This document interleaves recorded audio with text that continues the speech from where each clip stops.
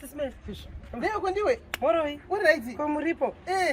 Kutazoka edzi dzenyu. Dzatichengeta asi uchandogofara chinhu chimwe chete chero ukati edzi asingafindi aniko ndorigwa nezororo. Chimirai mudzwe. Ndiri kutumira mameseji amusi kubata mafoni. Amusi kuziva here kuti hazvadzi yangu yakashayika. Anonditengera zvouya naSIS MELLY. Upi? Mukuru wacho. Upi uyu Joni aironga mukadzisere kuyi.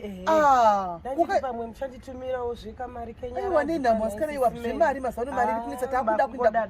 Mari mazano iri kunetsa takugadzira kuenda kumusha ufunge asi indaitoti message ndakamaona hangu but ndaiti semunhu akarongeka ukajoinawo kuda zororo nayo 79 rand per month policy yako atojoina anditi ukabhadhara 3 months sete ma 79 rand ako policy yako yatoye machuani wakutovigwa nezororo inotokutakura kubva kwauri kubva akashakira kupigara zviya akashayikira ari kuno kuRustenburg kunoriitika zvinomaigara nti otakurwa kunoriiti kuya obva aitoendeswa kumusha hazvina kana hazvitombonetsi ufunge panongoda zororo saka zvechema zvamaipwa kudhara zvezvi zvakapera mazano mari iri kunetsa ufunge takati zvenyu kana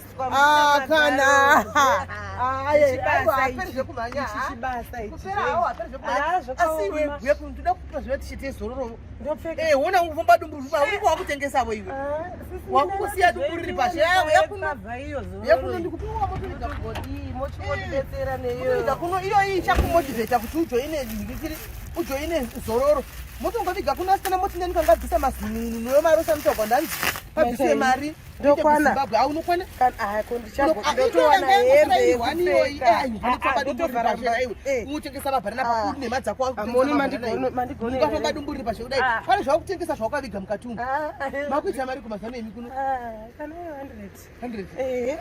100 chijoina ako zororo at least kuitira kuti unozonibana nokujoinisa zororo anditika zvakanaka ojoina nokuti ndaona sokuti manje inenge yazokurisa iri right inozofamba sei iri right azofamba dumburu rakasiya pashi uitaura zvoti kwai edzi dzetesaonei zvekumhanya inde zororo ini shamwari bye bye toonana.